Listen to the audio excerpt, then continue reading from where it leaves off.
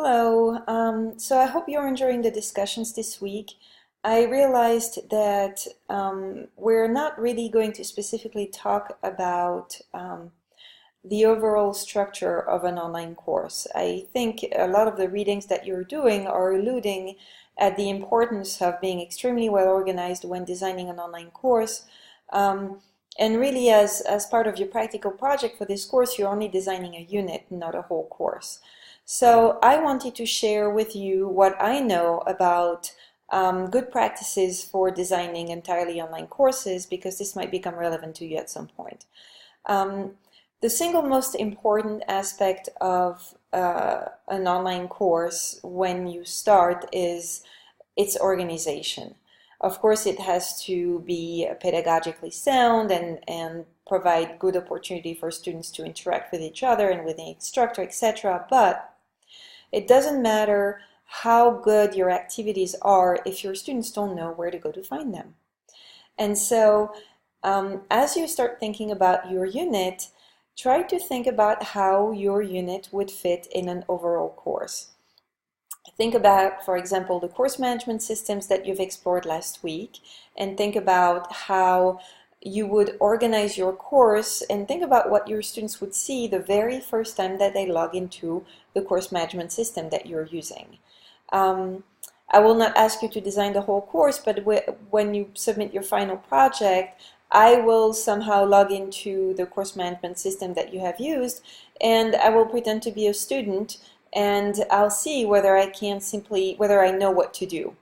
So there are a number of things that you can do. One best practice is when students log into your course, somewhere in bold letters, bright letters, be careful with colors because some students are colorblind, but in big bold letters it should say start here.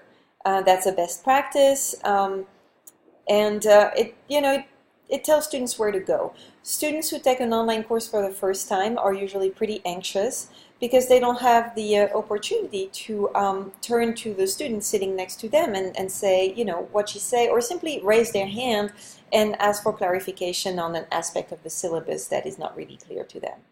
So it's really important to put your students at ease, and if your course is well organized and students know what to do and everything is well explained and well organized, if you have a somewhat consistent system from unit to unit, so that when students have gone through Unit 1, they look at Unit 2 and they think, oh, okay, I see what we're doing. It's the same organization. Things are labeled the same. We're reusing tools. This will help students become less anxious and therefore will allow them to really focus on the content of the course. Another thing that you can do the first week of the course is hold virtual synchronous office hours. Give students a phone number where they can call you, offer them multiple ways to reach out to you, so that if they have concerns, the concerns are addressed right away. Sometimes you've designed an online course and maybe your link is broken, and if a link is broken, sometimes students cannot start working on the course and they're stuck, and if you don't reply right away, they might not be able to work for several hours, and these were the hours that they had planned on working on the course, because who knows, they might have jobs, they might have other responsibilities. So especially in the first week of the course, it's important to have a very good organization and to be available for your students. So I hope this helps, and I'm going to post this in the news widget, and I'm also going to post this in the introduction area of the course, so that next time I teach the course, I'll be reminded of addressing these points. Thank you, and email me if you have any questions. I'm going to also open week 3 in a few minutes. Thank you. Bye.